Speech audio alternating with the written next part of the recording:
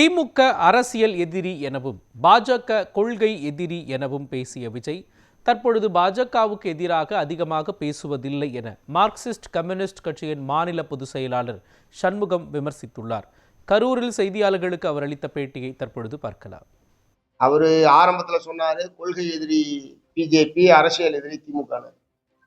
கரூர் சம்பவத்துக்கு பிறகு அவர் அநேகமாக பேசின எந்த கூட்டங்கள்லையும், காஞ்சிபுரம் கூட்டமா இருக்கட்டும், புதுச்சேரி கூட்டமா இருக்கட்டும், அல்லது அவர்களுடைய பொதுக்குழுவுக்கு பிறகு அவர்கள் கொடுத்த பேட்டியா இருக்கட்டும், எதுலையும் கொள்கை எதிரியை பத்தி பேசவே இல்லை.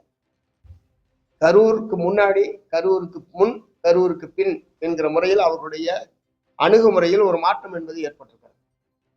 ஒருவரே கரூர் சம்பவத்தை வைத்து சிபிஐ புலனாய்வு விசாரணையெல்லாம் நடந்து கொண்டிருக்கக்கூடிய சூழ்நிலையில் மத்திய அரசாங்கத்தை எதிர்க்க வேண்டாம் என்கிற முடிவுக்கு அவர் வந்து விட்டாரா என்பது தெரியவில்லை. ஆனால் பகிரங்கமா தெரிவிக்கல.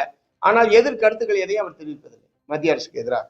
ஆகவே கொள்கை எதிரி இப்ப எங்க இருக்கிறாரு, அவங்க எந்த கட்டத்துல அவங்க வச்சிருக்காங்க அப்படின்றத அவர்கிட்ட தான் கேட்கணும்.